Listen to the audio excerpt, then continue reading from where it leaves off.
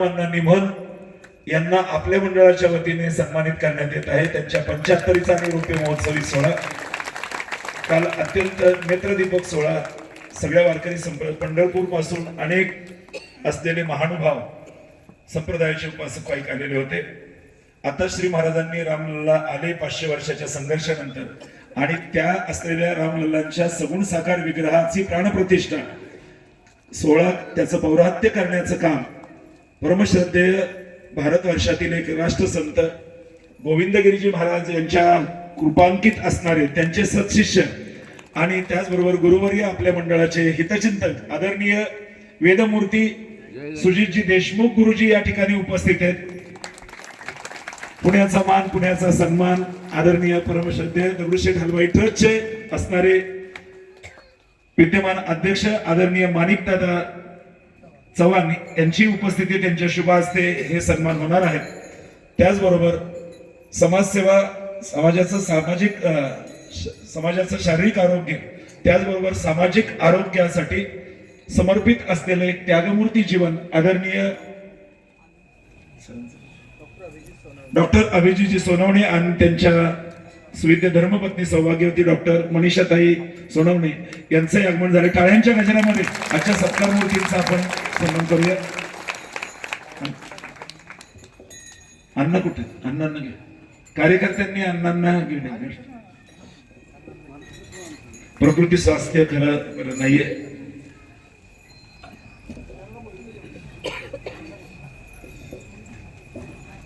आपण बसून घेतलं तरी चालेल.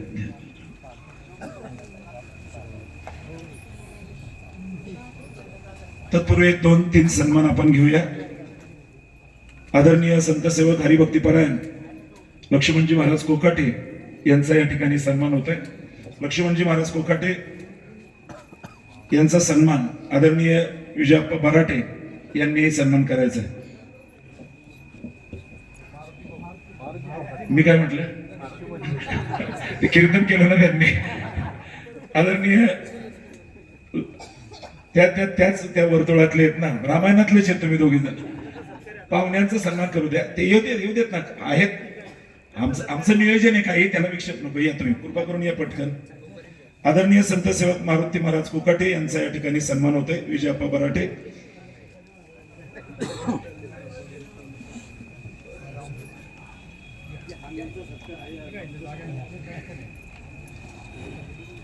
आदरणीय अण्णांचं या ठिकाणी आगमन होते. 75 वर्ष आपल्या पाशांच्या मंदिराला झाली आणि भगवान परमात्मा पाषाण गावामध्ये आले. त्याच वर्षातला त्याच महिन्यातला अण्णांचाही जन्म अशा स्वरूपाचा भगवंतांनी जणू आपल्या भक्ताला काल गाभाऱ्याचं मनोगत सगळ्यांनी आपण ऐकलं. गाभारा अण्णांच्या विषयी काय बोलत होता. गाभारा म्हणत होता की अण्णा तुमचं विटेनी प्रत्येक या मंदिरातल्या विटेनी भजन ऐकलंय आणि मी त्याचा साक्षीदार आहे. अशा स्वरूपाचं अण्णांचं या ठिकाणी आगमन झाले. टाळ्यांच्या गजरामध्ये आपण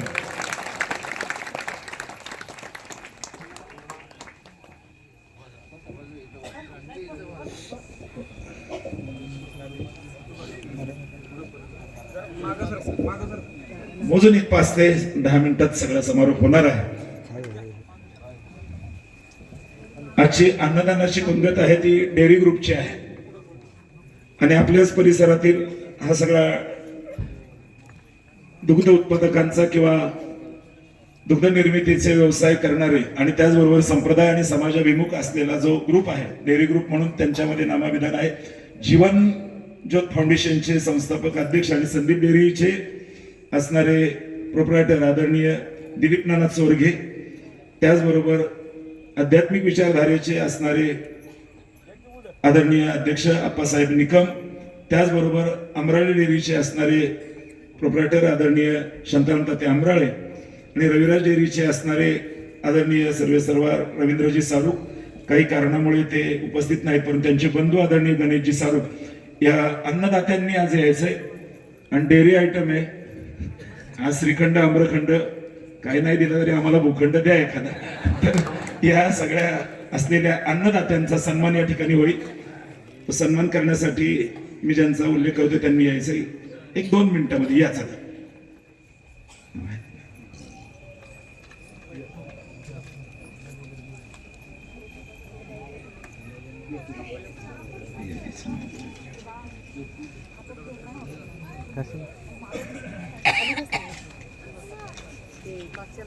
या नाना कुठे या आदरणीय विजयजी पराड, आदरणीय शांताराम तात्या अंबराळे अन्नदाते म्हणून आज सन्मान होतोय. तो आदरणीय कोंडीबाजी शेवाळे आपण तो सन्मान करायचा.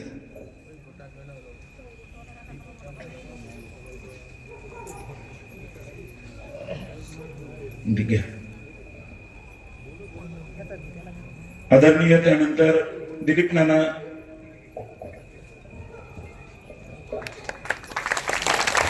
आध्यात्मिक विचारधारा आणि या ग्रुपशी असलेले मैत्रीभाव काय असतो या डेअरी ग्रुपकडून शिकावं.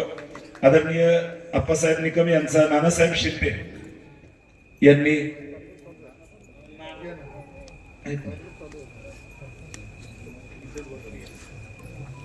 शिवसेना नेते आदरणीय नानासाहेब शिंदे, गट नाही माहिती मला.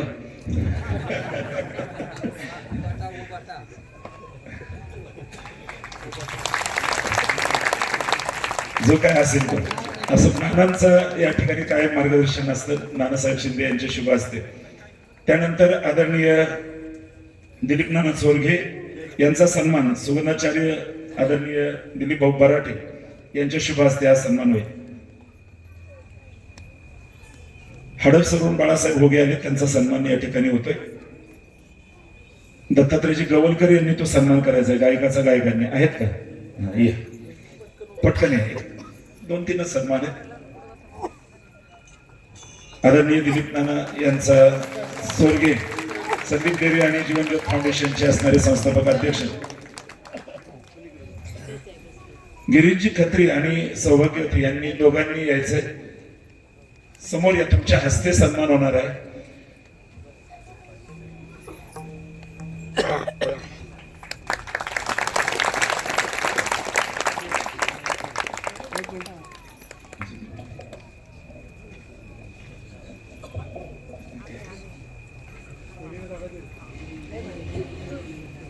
भोगे महाराज साहेब झालं कसं.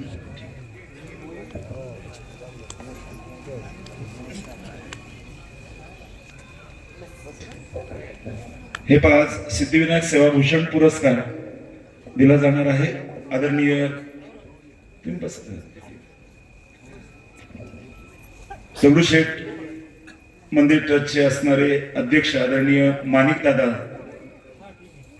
सवानी यांच्या शुभ हस्ते आणि त्याचबरोबर आदरणीय नानासाहेब शिंदे, प्रवीणजी बडेकर आणि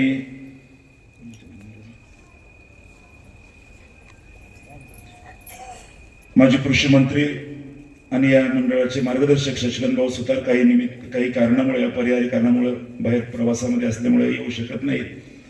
तर मी प्रथमतः आदरणीय समाजभूषण शांताराम महाराज निमन सुभाव भोजन या गौरव अंकाचं कालच प्रकाशन झालं. अण्णांचा अमृतमय सोहळा सगळ्यांनी आपल्या नेत्रकटाक्षाने टिपला आणि जीवन कृतार्थ कसं असतं याचं असलेलं भावदर्शन. जयाची निळे माझी नीती जियाली असे, ज्यांच्या जगण्या वागण्यातून धर्म हा प्रविष्ट होत असतो, असं एक बुजुर्ग व्यक्तिमत्व. अण्णांना मनोगत व्यक्त करायला सांगितलं तर शब्द नव्हते, बोललेच नाहीत, बोलायचंच नव्हतं. पण तरी म्हणलं मग गाऊन दाखवा किंवा एखादा अभंग म्हणा, कसा बसलेला होता. पण अण्णांनी तुमची दाशीचा दास करून ठेवा, आशीर्वाद द्यावा हाची माझं नवविधा काय बोलिली ज्या भक्ती द्यावे माझे हाती संत जनी. तुका म्हणे तुमच्या पायाच्या आधारे उतरील पार भव नदी. अशा स्वरूपाचं एक अपेक्षा आणि त्यांच्या ते स्वरातून ऐकणं लोकांच्या डोळ्यातून अश्रुपात होत होता. 3 चरणाच्या गायनाने म्हणून जीव लावून गातात काय, जीव लावून गातात सर्वे, भाव लावून गातं कोण, आणि अभंगातल्या अक्षरदळाला शोधत जातं कोण. त्याच्यातले अण्णा पहिले येत की त्या भावनेला त्या पद्धतीचा स्वर आणि त्याच पद्धतीची चाल देण्याचं काम. ज्यांच्या गाता तू ईश्वर टाळनादेश्वर नाचावया थार नाही कुठे, किंवा तुझ्या मोहे पुढो मागीला विसर आलाप सुस्वर करीन कंठ, अशा स्वरूपाची असणारी जी भूमिका आहे ती त्यांच्या भजनातून आहे आणि ती भगवंताने दिलेली आहे. हे देणे तुमचे देवा, घ्यावी अखंडित सेवा. अण्णांना दीर्घ सुदीर्घ प्रदीर्घ आरोग्यदायी अशा स्वरूपाचं आयुष्य मिळो. धर्ममतीत असतो, भक्तिमतीत असतो, धर्मे मतिरस्तु, धर्मामध्ये मती असावी, भक्तीमध्ये रती असावी आणि स्वमध्ये स्थिती असावी, अशा स्वरूपाच्या शुभ भावना आपण सगळ्यांच्या वतीने व्यक्त करून त्यांना हा समाजभूषण पुरस्कार दगडूशेठ हलवाई ट्रस्टचे असणारे अध्यक्ष आणि अत्यंत उपक्रमशील असलेलं एक बुजुर्ग व्यक्तिमत्व आदरणीय गोडसे अप्पांना आम्ही त्यांच्या रूपामध्ये पाहतो, ते आदरणीय माणिकदादा चव्हाण यांच्या शुभ हस्ते दादांच्या हातातलं सगळं सुवर्ण अलंकार पाहिलं आमचे रमेश वांजळे म्हणायचे, दगडूशेठ बाप्पा तू जसा पिवळा आहे तसा मला पिवळा ठेव. आणि अशा सुवर्णमय हातांनी, आणि तो खरं देखावा नाहीये तर सुवर्ण धातू हा रज धातू आहे. आपण काही सामान्य नाही, जयाशीलवारी सोन्याचा पिंपळ त्याचे आपण लेकर आहोत. टाळ्यांच्या गजरामध्ये सन्मान चिन्ह आणि त्याचबरोबर शॉल श्रीफळ सर्व मान्यवर आदरणीय कृष्णाजी महाराज चौरे, आदरणीय वेदमूर्ती डॉक्टर सुजितजी देशमुख सर गुरुजी आणि त्याचबरोबर डॉक्टर अभिषेकजी सोनवणे आणि त्यांच्या धर्मपत्नी या सगळ्यांच्या समवेत हा सन्मान होतोय. त्यानंतर दुसरा सन्मान आदरणीय आपल्या मंडळाचे हितचिंतक, आपल्या मंडळाचं भूमिपूजन मंदिराचं ज्यांच्या शुभ हस्ते झालं, गरिबाच्या झोपडीपासून तर राजमहालापर्यंत अमेरिका, इंग्लंड, फ्रान्स, दुबईमध्ये ज्यांचे ऑफिसेस आहेत आणि एवढी मोठी उतुंग उंची ज्यांना लाभलेली आशीर्वादाने भारताचे राष्ट्रसंत आणि त्याचबरोबर राम मंदिराचे कोषाध्यक्ष गोविंदगिरीजी स्वामीजी महाराज यांच्या कृपांकित असलेले बालपणापासून आळंदीत ज्यांनी वेदशास्त्राचं शिक्षण घेतलं आणि एवढं घेऊनही ज्यांचे पाय जमिनीवर आहेत असे असणारे आदरणीय या मंडळाचे मार्गदर्शक आणि पौराहत्य ज्यांना रामलल्ला मंदिराचं सगळ्या वर्तमानपत्राने आणि सगळ्या मीडियाने मोठी प्रसिद्धी दिली, महाराष्ट्राचा सन्मान वाढला. 26 जणांच्या टीमचे प्रमुख होते सर गुरुजी, आणि गुरुजी आज इथं आलेले आहेत. खूप खूप आनंद आपल्याला झाला. तिथेही आम्ही अयोध्येत गेलं तरी मी बिझी आहे नाही, हे असं चाललंय महाराज ते तसं आलंय. खूप आनंद आहे, कुठलं पूर्व भाग्य आहे आपलं. आणि ते करण्याचं काम कुठंतरी त्या टीम मध्ये असणारे पण महत्वाचे, पण सगळ्यांचं नेतृत्व करायचं आणि ते मार्गदर्शन करायचं. कोणतीही असणारी कृती ती भगवंताला कशी समर्पित करायची याचं एक आदर्श व्यक्तिमत्व आणि वारकरी संप्रदाय आणि वैदिक परंपरा याचा गोड समन्वय ज्या जीवनामध्ये आहे ते आदरणीय सुजितजी देशमुख सर यांचा सन्मान आदरणीय माणिकदादा आणि त्याचबरोबर व्यासपीठावरती असलेले सर्व सन्माननीय यांच्या उपस्थितीमध्ये हा सन्मान होतोय.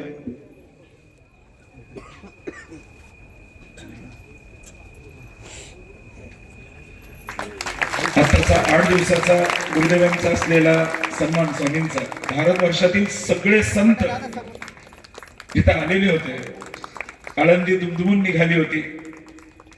विश्वमाऊली ज्ञानोबरायांवरती प्रचंड मोठी श्रद्धा आणि आशीर्वाद स्वामीजींना लाभलेला आहे आणि त्यांच्या कृपांकित असणारे आदरणीय सुजित देशमुख सर, रामलल्लांच्या मूर्तीचं बरोहत्य ज्यांनी केलं,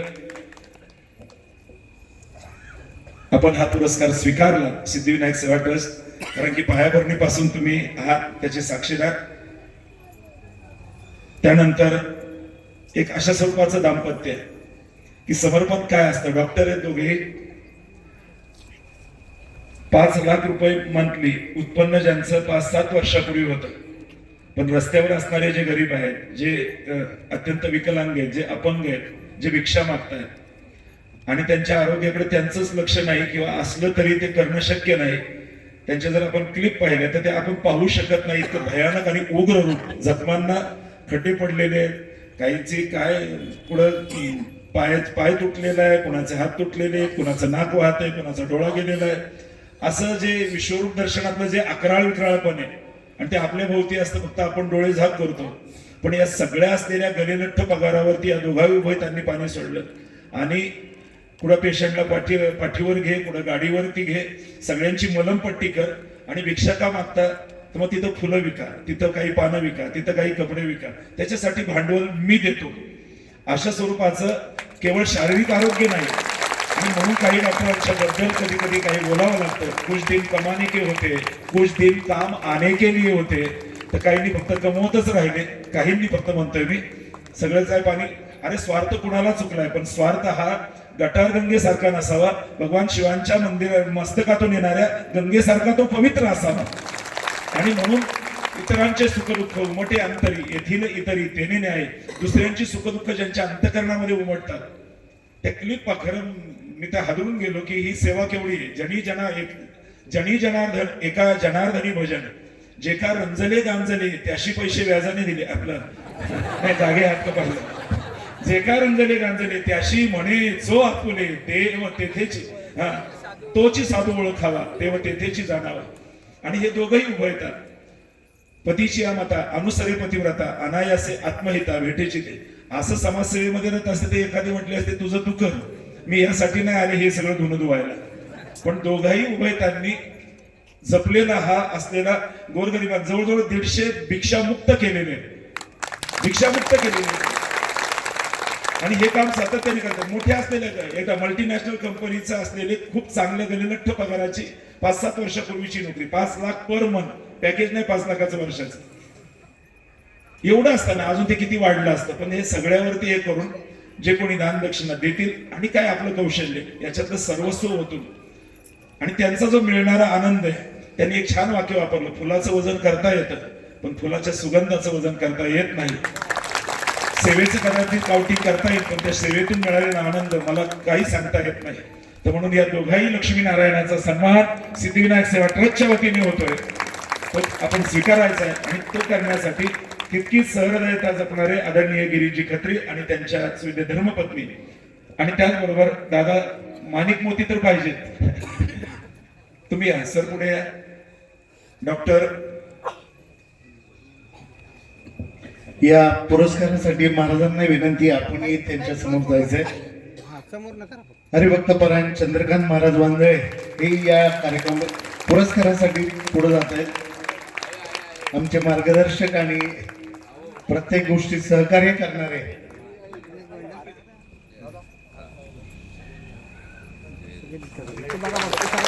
टाळ्यांच्या गजरात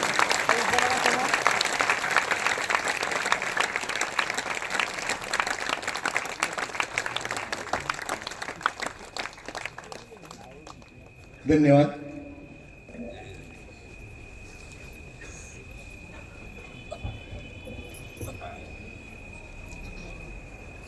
सगळ्या जगाने तो असलेला राम मूर्ती स्थापनेचा, रामलल्लांच्या मूर्तीच्या प्राणप्रतिष्ठेचा सोहळा पाहिला.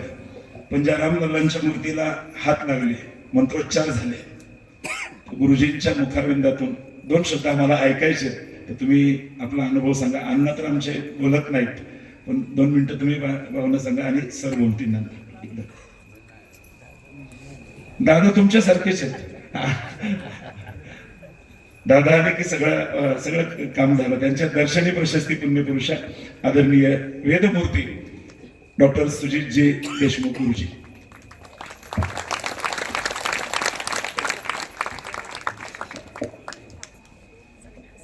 रामाय रामभद्राय रामचंद्राय वेदसे रघुनाथाय नाथाय सीताया पतये नमः. अमर तरुण मंडळाचा आमचे बापू आदरणीय महाराज, खूप जुना संपर्क, अगदी घरोब्याचे संबंध आहेत. म्हणजे एवढं सगळं महाराजांनी सांगितलं ते प्रेमपोटी ऐकत असताना हृदय अगदी भरून येतं की या सगळ्या लोकांचं प्रेम आणि या सगळ्या गोष्टी पाहिल्या की जे काही रामलल्लाची सेवा करण्याचं सद्भाग्य प्राप्त झालं, याचं सगळं श्रेय मी पहिल्या दिवसापासून सांगत होतो की फक्त माझ्या आईवडिलांची पुण्याई म्हणून मी तिथे पोहोचू शकलो. आईवडिलांची पुण्याई आपल्या पाठीशी असल्याशिवाय मनुष्याच्या जन्मामध्ये कुठलंही सत्कर्म होऊच शकत नाही. कारण ज्यांच्या पुण्याईने आयुष्य त्यांनी पूर्ण कष्टामध्ये काढून आज आपल्याला या चांगल्या मार्गाला आपण जाऊ शकलो, ह्याचं फक्त सद्भाग्य. त्याच्या कोथरूडमध्ये आज बघितलं तर आपण शेकडो, हजारो, लाखो लोक राहतात. पण आपल्या या सिद्धिविनायक सेवा ट्रस्टच्या या मंडपामध्ये आपण काही ठराविक लोकच बसलेलो आहे. ह्याचं कारण काय की आपल्या परिवाराची पुण्याई आहे. आपण सन्मार्गाला जातोय, काही 4 गोष्टी कानामध्ये पडतायत, आपल्या आयुष्यामध्ये आपल्या आचरणामध्ये खूप काही बदल त्याच्यामुळे घडत आहेत.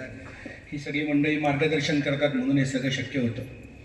रामलल्लाच्या प्राणप्रतिष्ठेला ज्यावेळेला जायचं पत्र 2 महिन्याआधी हातामध्ये पडलं, त्यावेळेला ते पत्र हातामध्ये पडल्यानंतर आनंदाश्रू सुरू झाले की परमेश्वराने आज आपल्याला ही सेवा करण्याची संधी दिली आणि पूर्ण भारतातून 140 करोड लोकांच्या मधून जे काही 100-125 जण जात होते, त्या 100-125 जणांमध्ये पहिले 11 जण जे होते त्याच्यामध्ये आपल्याला जाता येतं. आणि तिथे गेल्यानंतर खूप सिक्युरिटी होती, खूप गोष्टी अडचणीच्या होत्या, पण बाकीच्या सगळ्या लोकांना 18 तारखेला तिथे प्रवेश मिळाला. आम्ही 16 तारखेला आत गेलो. ज्या रामलल्लाची मूर्ती सगळ्यांनी 22 तारखेला दुपारी 12 वाजता पाहिली, त्या परमेश्वराच्या मूर्तीला स्पर्श करण्याचं भाग्य 16 तारखेलाच प्राप्त झालं. म्हणजे जगापर्यंत रामलल्लाची मूर्ती पोहोचायच्या 7 दिवस आधी आपण तिथे पोहोचलो. याच्यापेक्षा मोठं भाग्य काय असेल.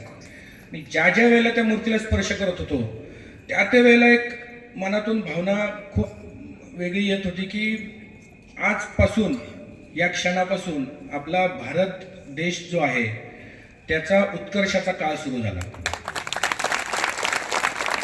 आणि खरंच मनापासून सांगतो, ती जी भूमी आहे त्या भूमीवर आपण सगळेजण नक्कीच जाल दर्शनासाठी. काल आमचे सद्गुरू परमादरणीय प्रातस्मरणीय स्वामी गोविंददेव गिरीजी महाराजांचा 75वीचा कार्यक्रम गीता भक्ती अमृत महोत्सव आपण सगळीकडे पाहिले असतील नाही. तर तिथे उत्तर प्रदेशचे मुख्यमंत्री योगी आदित्यनाथ जे आले होते, त्यांनी सगळ्यांना स्टेजवरून आवाहन केलं की अयोध्या जरूर पधारणार आहे. म्हणजे आज आपल्या हिंदू धर्माला एवढे चांगले दिवस आलेले आहेत की आपण गर्वाने अभिमानाने सांगू शकतो की तुम्ही आमच्याकडे या. म्हणजे पूर्वी लोक परदेशात जायचे की आमचं तुम्ही इकडचं आकर्षण हे बघा ते बघा. आज भारत देशाला एवढे वेगळे आणि चांगले दिवस आलेले आहेत की ताजमहल ज्यांनी पाहिला नाही ना आतापर्यंत, त्यांनी पाहायला जायची गरज नाही. पण अयोध्येचं राम मंदिर तुम्ही पाहिलं तर जगातलं पहिलं आश्चर्य आपण म्हणू. 7 आश्चर्यांपैकी 7वा नंबर त्याचं लागू शकत नाही. त्या मंदिराची रचना झाली, त्या भूमीमध्ये खडक लागत नव्हता. खाली 200 फूट खाली जावं लागलं. 200 फूट खाली गेल्यानंतर त्याचा पायाभरणीचा कार्यक्रम सुरू झाला. इंटरलॉकिंग सिस्टम जी आधुनिक किंवा पुरातन कालामध्ये जी वापरली जायची, त्या मंदिराची रचना अशी केली की 1000 वर्षांपर्यंत किती मोठा भूकंप येऊ द्या, किती मोठं कुठल्याही प्रकारचं वादळ येऊ द्या, ते मंदिर हलवू शकत नाही. म्हणजे आणि त्याच्यानंतर आपल्या सगळ्यांचं सद्भाग्य हे आहे की 500 वर्षांपासून आपल्या पिढ्यानपिढ्या ज्या गोष्टीची वाट बघत होते, आज आपण हयातीत असताना आपल्या डोळ्याने तो क्षण पाहिलेला आहे की जिथे प्रभू रामलल्लाची प्राणप्रतिष्ठा झाली. हे तुमचं माझं. आता दुसरी गोष्ट, महाराज म्हणाले की गुरुजी गेले होते, पण एक दुसरी गोष्ट सांगायची म्हटलं तर आम्ही ज्या गोष्टींचा अनुभव तिथे घेतला, आम्ही देहाने तिथे होतो पण संपूर्ण भारत मनाने तिथे होता.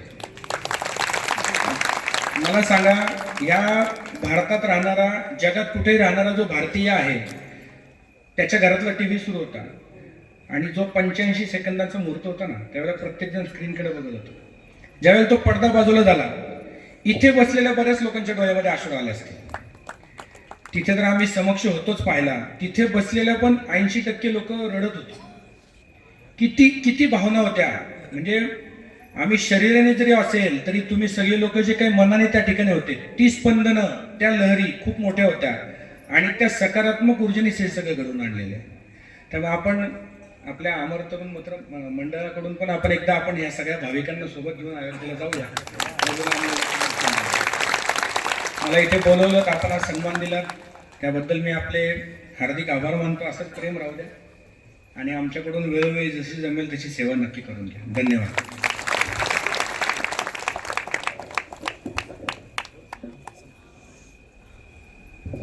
आदरणीय गुरुजी बोलत होते आणि आपण लक्ष दिलंच असेल तर मी तिथं पोहोचलो असं नाही म्हटलं, आपण तिथं गेलो होतो. आपलं सगळ्यांचं, पुणेकरांचं, महाराष्ट्राचं प्रतिनिधित्व करत होते आणि म्हणून कार्य करायचं असेल तर मी टाकावं लागतो, आपण व्हावं लागतं. त्यामुळं आपल्या सगळ्यांचा हा सोहळा होतो. तर असं गुरुजींनी ही विनम्र पद्धतीने आपल्याला पुन्हा एकदा मनाने अयोध्येला ते घेऊन गेलेत आणि त्यांनी आपल्या इथं भावना व्यक्त केल्या. आता डॉक्टर साहेबांचं मनोगत होईलच 1-2 मिनिटांमध्ये. आणि पाहुणे प्रमुख आतमध्ये घरी गेल्याशिवाय, आतमध्ये घरामध्ये प्रवेश केल्याशिवाय कुणी उठू नका. अण्णांना नागिन निघालेली 15 दिवस, 1 महिनाभर खूप त्रास आहे आणि त्यामध्ये काल 3-4 तास बसून खूप जवळजवळ 100 जणांच्या टीमने फार मोठं काम काल केलं. त्यांच्या नावाने ट्रस्ट स्थापित केलं आणि पुकारलं होतं की कोणाची वर्गणी पुकारणार नाही. तरी सुद्धा न पुकारता 25 लाखाचा फंड निर्माण झाला आणि अजूनही निधी जवळजवळ 1 कोटीपर्यंत जाणार आहे. त्याच्या व्याजातून वारकरी संप्रदायामध्ये किंवा बाकीच्या या मंडळामध्ये जे उपेक्षित असतील, उच्च शिक्षण येते, त्यांना काही अडचणी असतील, तर त्यांच्यामध्ये त्या 5-10 लाखातून आता 50 लाख तर होतीलच उद्या परवापर्यंत, आणि फंड असा वाढत गेला की त्या निधीतून जवळजवळ 10-15 लाखाची असणारी शिष्यवृत्ती दिली जाणार आहे. हे सगळं अण्णांना मिळू शकतो. ते म्हणजे माझ्यासाठी एक पैसा गोळा करू नका, मी भजन गायलं, श्रीफळ सुद्धा घेतलं नाही, ते म्हणले नाही, पण सगळ्या समाजाला ते माहिती आहे. इतक्या निष्काम सेवेचा समाजाने केलेला ते गौरव आहे आणि म्हणून ते समाजभूषण आहे. अशा या सगळ्या विभूतींचा सन्मान करण्यासाठी स्वतः गणरायांचा हा उत्सव आहे आणि गणरायांचे असणारे दगडूशेठ गणपती म्हणजे पुण्याचं आकर्षण, महाराष्ट्राचं आकर्षण, आणि त्याचं शांत संयमी पद्धतीने नेतृत्व करणारे आमचे दादा माणिक दादा यांचा सन्मान या ठिकाणी होतोय.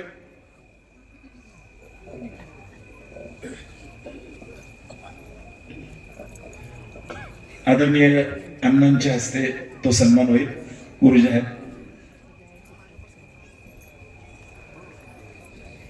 शांत श्रीफळ देऊन आदरणीय माणिक दादा Chavan.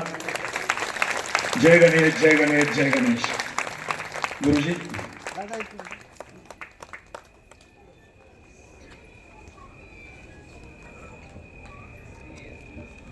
Made for each other असं नातं या ठिकाणी उभं आहे. हो का?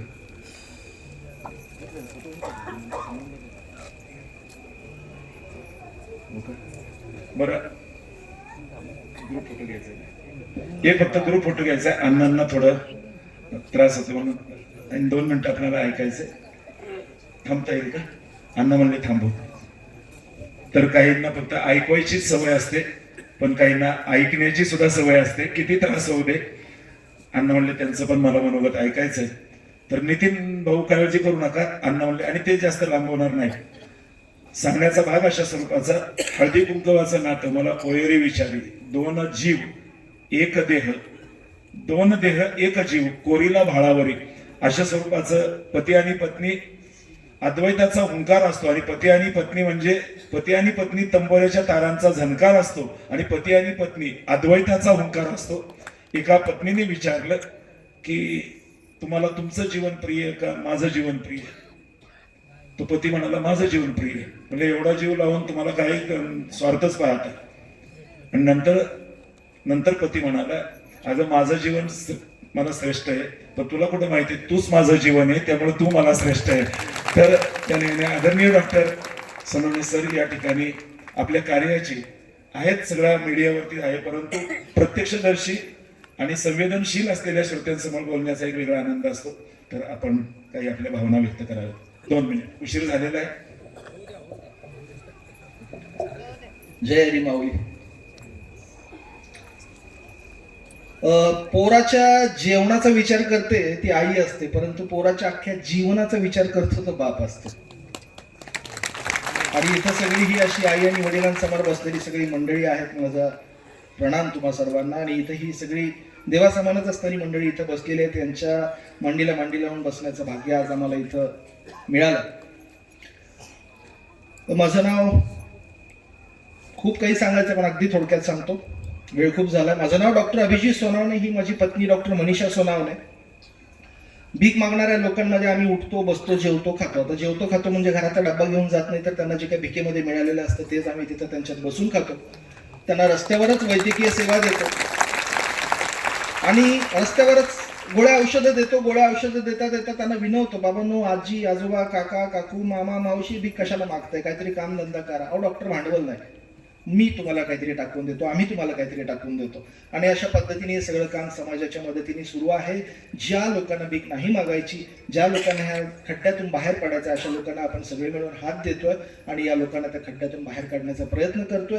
जे काही करतोय हे सगळं आम्हाला दोघं जे काही आम्ही करत आहोत हे सगळं भीक मागणाऱ्या लोकांसाठी आम्ही करतोय आणि त्याच्यामुळे लोक आम्हाला भिकाऱ्यांचा डॉक्टर असं म्हणतात. आणि ह्या पदवीचा मला सार्थ अभिमान आहे, मनीषाला सुद्धा सार्थ अभिमान आहे. लोकांकडे डॉक्टरांकडे मोठ्या मोठ्या पदव्या असतील, परंतु ही भिकाऱ्यांचा डॉक्टर ही जगात नव्याने निर्माण झालेली पदवी आहे आणि ती पदवी आम्हाला दोघांना मिळालेली आहे, याचा मला अभिमान आहे. एका माणसाला मदत करू, एका भिक्षेकराला, मी भिकारी हा शब्द वापरत नाही, एक प्रार्थना आहे तुम्हाला की भिकारी हा शब्द कधी वापरू नका, भिक्षेकरी हा कमीत कमी शब्द वापरा. तर एका भिक्षेकराला, एका पडलेल्या माणसाला आपण हात देऊ म्हणता म्हणता म्हणता एकाचे 2, 4, 6, 8, 16 कधी झाले आम्हाला कळलं नाही. आज माझ्याकडे 1100 लोक आहेत. 1100 लोकांना आपण रस्त्यावरतीच वैद्यकीय सेवा देतोय. मी 5 पैसे कमवत नाही. मनीषाचा एक छोटासा दवाखाना आहे, त्याच्यातून जे काही उत्पन्न येतं त्याच्यात आमचं पोटपाणी चालतं. आमच्या घरातला करता पुरुष, प्रत्येक घरातला करता पुरुष हा पुरुष असतो. मला ह्या व्यासपीठावर सांगायला अभिमान वाटतो की माझ्या घरातला करता पुरुष माझी बायको आहे. तरी मी जगातला श्रीमंत आहे असं मला वाटतं. त्याचं कारण 1100 लोकांचं कुटुंब आहे माझं आणि श्रीमंताची व्याख्या माझी अशी आहे की ज्याच्या घरात आई आणि बाप राहतात तो खरा श्रीमंत. मला तर परमेश्वराने या निमित्ताने या कामामुळे 200-300 आई दिले, 200-300 बाप दिले, 200-300 आजी दिले, 200-300 आजोबा दिलेत. या वयात मला आणि मनीषाला 200-300 पोरं सुद्धा आहेत. सगळ्यात मोठं कुटुंब आमचं आहे. त्याच्यामुळे मला असं वाटतं की जगातले सगळ्यात श्रीमंत व्यक्ती आम्ही आहोत. या लोकांना ह्या दलदलीतून खड्ड्यातून बाहेर काढता काढता ह्यांची पोरं जी भीक मागतात अशा पोरांना सुद्धा आपण जवळ घेतोय आणि तीही पोरं भीक मागत असतात. अशा पोरांना त्यांचे पालक कधी शाळेत टाकत नाही, कारण ही भीक मागणारी जी मुलं असतात ती त्यांची फॅक्टरी असते पैसे कमवण्याची. तरीही जे काही आमचे रिलेशन जे काही झालेत, आमची नाती जी काही तयार झाली, त्या नात्यांचा उपयोग करून आपण 52 मुलांना दत्तक घेतलंय आणि 52 मुलांचं आपण एज्युकेशन करतोय. एक मुलगा आमचा यावर्षी PSI होईल, एक मुलगी कॉम्प्युटर सायन्स करते, एक मुलगी MBA करते, एका मुलीला कलेक्टर व्हायचंय. परवा एक 9वीत शिकणारा मुलगा म्हटला, अहो सर डॉक्टर व्हायला काय लागतं? 100 वेळा मला तो हाच प्रश्न विचारायचा. मी गडबडीत त्याच्याकडे फारसं काही लक्ष दिलं नाही. एकदा निवांत होतं, त्याला म्हटलं इकडे सारखं काय रे डॉक्टर व्हायचं, तुला कशाला डॉक्टर व्हायचंय? तर मला वाटलं की इतक्या गरिबीत जगणारा माणूस म्हणेल मी डॉक्टर होईन, घर घेईन, गाडी घेईन, बंगला घेईन, हॉस्पिटल बांधेन, असं करेन तसं करेन. हे उत्तर मला त्याच्याकडनं अपेक्षित होतं. मी म्हटलं तुला कशासाठी डॉक्टर व्हायचंय? तर तो म्हटला सर तुम्ही मेल्यावर मी भिकाऱ्यांचा डॉक्टर होणार आहे. त्यावेळी आलेल्या अंगावरचे काटे अजूनही जायला तयार नाही. रस्त्यात पडलेले तुम्ही जर लोक बघत असाल, फुटपाथला अंगात किडे पडलेत, संडास लघवी, 7-7, 8 माणसं एक दिवस आंघोळी वाचून राहू शकत नाही. आपण लोक 7-7, 8-8, 10-10 वर्ष आंघोळ न करता रस्त्यात पडून असतात. दाढी पडलेली असते, किडे पडलेले असतात, जखम झालेले असतात, जखमेत किडे असतात, हाडं तुटलेले असतात, पाय मोडलेले असतात, डोळे गेलेले असतात, सगळं झालेलं असतं. ही लोक काम करणं किंवा शिक्षणाच्या पलीकडे गेलेली आहेत. त्यांनी कुत्र्या मांजरासारख्या रस्त्यावरती मरू नये, बेवारस पद्धतीने मरू नये म्हणून आपण काय करतो की या लोकांची दाढी कटिंग रस्त्यावरतीच करतो. यांना रस्त्यातच आम्ही आंघोळी घालतो. आंघोळी घालायचे म्हणजे काय, कॅन तुमच्या बादल्याने पाणी घेऊन फिरू शकत नाही. शेजारच्या दुकानात बिस्लरीचे कॅन आणायचे, आडबाजूला कुठेतरी न्यायचं नाही, त्यांना आंघोळ घालायची, दाढी कटिंग करायची. दाढी कटिंग करायला सुद्धा आमच्याकडे कोणी माणूस तयार होत नाही. तो म्हणतो बाबा 2-5 हजार रुपये दिले तरी आम्हाला नको.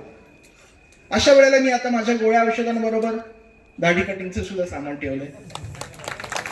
जिथे ही माणसं अशी भेटतात तिथं आम्ही दोघं मिळून त्यांची दाढी कटिंग करतो. गंमत अशी, आमच्या दोघांच्या अंगावर ॲप्रॉन असतो, डॉक्टरचा पांढरा कोट असतो, गळ्यामध्ये स्टेथोस्कोप असतो आणि फुटपाथवर बसून हिने त्याचं काहीतरी असं हात तोंड धरलेलं असं मी दाढी करत असतो. चित्र गमतीशीर वाटतं. येताना कोणीतरी बघतं, हसतात, लोकांनी निघून जातात. एखादा धाडशी असतो, तो विचारतो, सरांसारखा धाडशी असतो, विचारतो अहो तुम्ही डॉक्टर आहे का न्हावी आहे? डॉक्टर म्हणावं तर तुम्ही दाढी कटिंग करताय, न्हावी म्हणावं तर गळ्यात स्टेथोस्कोप आहे तुमच्या. मी दरवेळी त्यांना एकच उत्तर देतो, मी डॉक्टर पण नाहीये, मी न्हावी पण नाही, मी फक्त माणूस आहे. ज्यावेळी बिस्लरीच्या पाण्याने आम्ही त्यांना आंघोळी घालत असतो, माऊली मला खरोखर असं वाटतं की आता मला ह्या जगात अजून जाऊन कुठे अभिषेक करायची गरज नाहीये. आमचा अभिषेक तिथंच होतो. आम्हाला कुठलीही पूजा मांडायची गरज नाहीये. आमच्या अशा 75 पूजा मांडून झाल्या. ते 75 लोकांना तिथनं शुचिरभूत करून आपण कुठल्या तरी आश्रमात ठेवलंय. ते जोपर्यंत जगतायत तोपर्यंत त्यांचा मुलगा आणि सून म्हणून जगलो आम्ही, आणि जेव्हा ते गेले त्यावेळेला मुलगा आणि सून म्हणून त्यांचे अंतिम संस्कार सुद्धा केले. सांगण्यासारखं खूप आहे, मी थांबतो इथे. फक्त जाता जाता एकच सांगतो, लोक मला आम्ही दोघंही मंदिर मशिदीच्या बाहेर बसून हे भिक्षेकरांमध्ये असतो. लोक बऱ्याच वेळेला मला विचारतात, डॉक्टर तुमची जात कुठली, तुमचा धर्म कुठला, तुम्ही इतक्या मंदिरात, मशिदात, गुरुद्वारात, चर्चमध्ये जाता, तुमची नेमकी जात तर कुठली आहे, धर्म कुठला आहे, आणि कुठल्या देवाला मानता तुम्ही, कुठल्या देवीला मानता, कुठल्या पंथाला मानता. खूप वेळेला मला लोक हा प्रश्न विचारतात. तर गंमत सांगू, आमच्या कानामध्ये स्टेथोस्कोप असतो. डॉक्टरांचा अनुभव तुम्हाला सगळ्यांना आहे. तो पेशंटला ज्यावेळी आम्ही आमच्या भिक्षेकरांना ज्यावेळी असं ते चेक करत असतो आमच्या ते स्टेथोस्कोपने, त्यावेळी मला असं वाटतं की मी कुठल्या तरी देवापुढे आरतीच करतोय. ज्यावेळेला मी यांना गोळ्या आणि औषधं देत असतो मी आणि मनीषा, त्यावेळेला मला असं वाटतं की मी देवाला प्रसाद वाहतोय. ही माणसं ज्या वेळेला वेदनेतून मुक्त होतात किंवा कधी उभी राहतात, भिकेच्या दलदलीतून बाहेर पडून उभी राहतात, माणसासारखी माणसं होतात, त्यावेळी लोक मिठी मारतात, गालाचे मुके घेतात, डोक्यावरनं हात फिरवतात, पाठीवरनं हात फिरवतात. त्यावेळेला मला असं वाटतं की आज मंदिरात, गुरुद्वारात, मशिदीत बसलेला देव जर मला बाहेरून मुका घेत असेल तर मी कशाला जाऊ मंदिरात देव शोधायला. त्याच्यामुळे मी कुठल्याही मंदिरात आणि मशिदीत मनीषाने आम्ही जात नाही. संयोजकांनी मला सांगितलं होतं की इतका मोठा समुदाय, तुमच्या संस्थेला काही मागायचं असेल तर मागा, तुमच्या काय अडचणी आहेत सांगा, आणि संस्थेसाठी काही हवं असेल तर मला सांगा. मी आज खरंच मागतो तुमच्याकडे, संस्थेसाठी, माझ्यासाठी, की आपल्यासारखीच माणसं जी काही रस्त्यावरती ना इलाजाने भीक मागतायत, ते भिक्षेकरी आहेत. हा भिक्षेकरी, तुम्ही सगळे गावकरी आहात, मी गावकरी, आपण सगळे गावकरी आहेत, लोक त्यांना भिकारी म्हणतात, मी भिक्षेकरी म्हणतो. तर ही नाईलाजानं जी भीक मागणारी जी मंडळी आहेत भिक्षेकरी, ही भिक्षेकरी मंडळी माणसात यावी, ती गावकरी व्हावीत, अशी माझ्यासाठी प्रार्थना करा. हेच मला तुम्ही आज आशीर्वाद माझ्या संस्थेला द्या की कुणी या जगात भिक्षेकरी असू नये, कुणी कुणापुढे याचना करू नये. प्रत्येकाने माणूस म्हणून जन्माला आलाय तर माणूस म्हणूनच जगावं, माणूस म्हणूनच जावं, असं दान मला आजच्या दिवशी द्या. ही माझी नम्र विनंती. आणि संयोजक आणि सर्वांचं मी मनापासून, मी आणि मनीषा आम्ही दोघंही ऋणी आहोत. धन्यवाद. जिवंत अनुभव किती सहज मुखातून येतो त्याचं आपण भावदर्शन घेतलं. मी एक चरित्र वाचत होतो एका श्रीमंत माणसाचं, त्याचा खिसा कापला गेला रेल्वे स्टेशनला, आणि तो घाबरला, परदेशात होता, आणि त्या स्टेशनवरती भिकारी होता, आणि त्या भिक्षेकरांनी, त्यांनी जवळचं काही वाटलं होतं, आणि नंतर कळलं एक महत्वाचा, खिशात जास्त पैसे होते, तो खिसा कापलेला होता. तो घाबरला, आता होणार कसं काय, फार थोडा जुना काळ आहे, मला ते आता सरांनी सांगितल्यानंतर गोष्ट आठवली. मग तिथे एक भिक्षेकरी होता, त्याला आतून काहीतरी वाटलं, म्हणजे काय झालंय, तर त्यांनी जवळची भिक्षेतले पैसे त्याला दिले, त्या श्रीमंत माणसाला, आणि हे कोणतरी दुसरं पाहत होतं, तर ज्याला भिक्षा मिळाली त्याच्या ते पाया पडत होते. म्हणजे अरे, त्या भिक्षेकरांनी मला पैसे दिले, तू का पाया पडतो. नाही, ज्यावेळेस भिक्षेकरी पैसे देत असतो एखाद्याला, त्यावेळेस तो माणूस फार मोठा असतो, विलक्षण असतो, वेगळा असतो. एका भिक्षेकरांनी सरांना सुद्धा मदत केली होती, असं तुम्ही लिहिलेलं आहे चरित्र. नाही, भिक्षेकऱ्यांना सगळ्यांनी द्यावं, तो भाग वेगळा. पण ज्यावेळेस असा एखादा प्रसंग येतो, न मागता भिक्षेकरी देतो, त्यावेळेस तो सगळ्यात माणूस पुण्यवान असतो. मला वाटतं त्या पुण्याची परतफेड त्या अंशाने सर करतायत. तर असं वेळ झालेला आहे. भोजन प्रसाद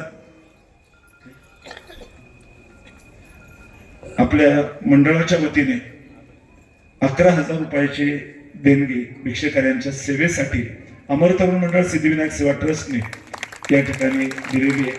मंडळाला धन्यवाद. व्यक्तिगत आदरणीय रविदासप्पा सुतार यांचे 5,000 रुपये, आणि मी पुकारतोय म्हणून माझे 5,000 रुपये.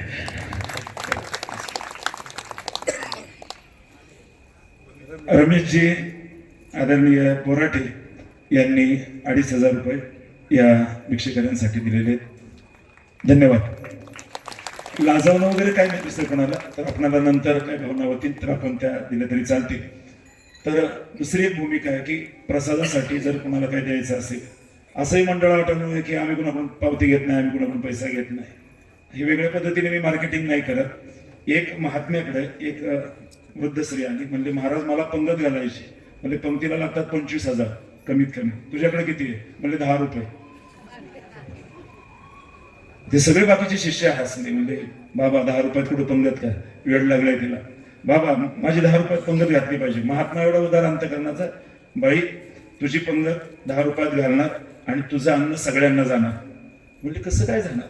महात्मा म्हणलं 10 रुपयाचं मीठ आणा, जेवणात टाका, सगळ्यांच्या पोटात जाईल. महात्मा स्वीकार करतो.